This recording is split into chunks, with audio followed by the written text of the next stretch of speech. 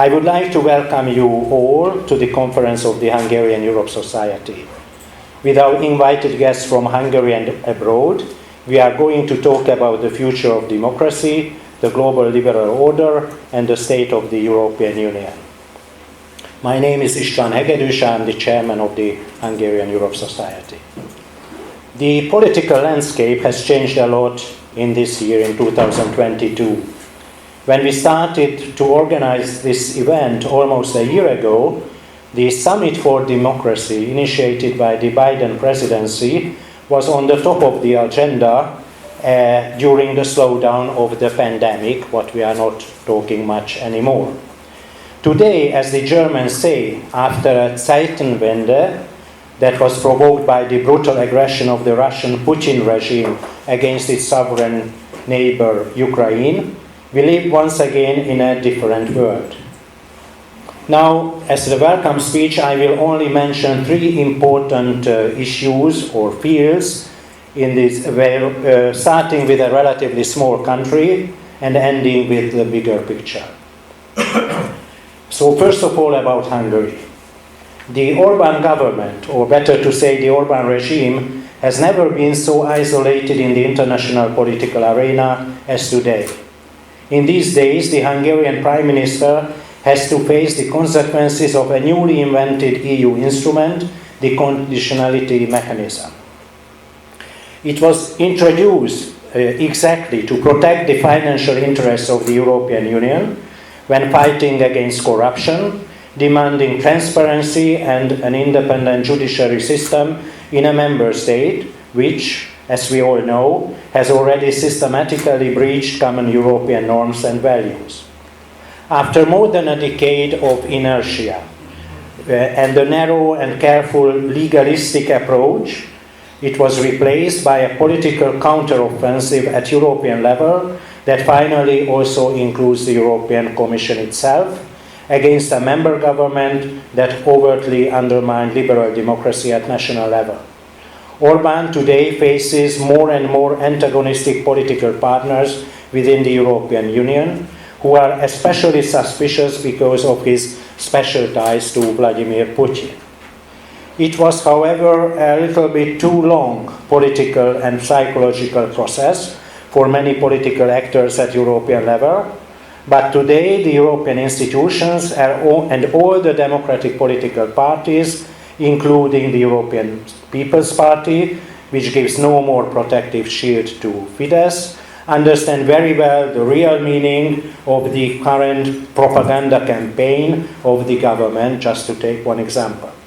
Namely, spin doctors of the Hungarian regime blame EU sanctions, which Orbán actually voted in favor as well, and not the imperialistic maneuvers of the Russian bear or Russian Tsar for the economic hardships and the high inflation rate.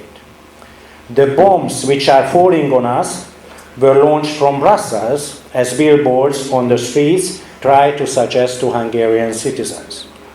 The real deadly shelling by the Russian army on Ukrainian civilians has not been criticized by our government. In the meantime, the desired alliance of like-minded radical right-wing parties was not yet born.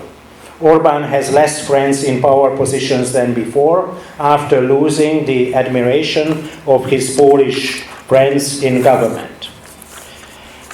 At home, here in Hungary, however, he is still the only strongman. But to keep his party's leading position in the polls in the long run, the Hungarian economy desperately needs huge transfers from the Recovery and Resilience Facility as well as from the Cohesion Fund of the European budget. Now my second point is about Europe. The European Union has become more united than ever before and has developed a much stronger relationship to the United States than before the war. Still, the constitutional reconstruction of the European Union is far from being complete, and the pro-European, liberal-minded forces, member states, European institutional actors, political parties, and civil groups have not transformed the complex multi-level governance of the EU into a, first of all, more effective and second, a really supranational political entity.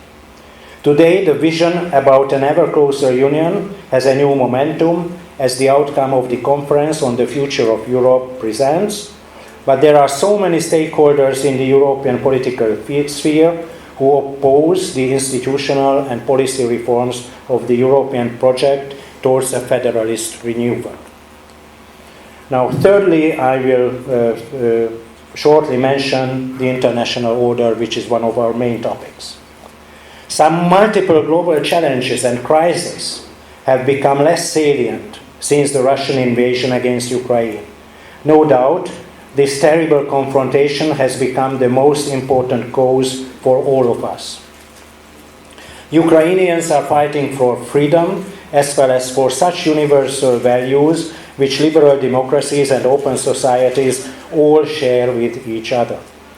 The democratic liberal community of nations, governments, regional and national institutions, civil groups, and first of all citizens should keep on with their support to the people of this courageous Eastern European country.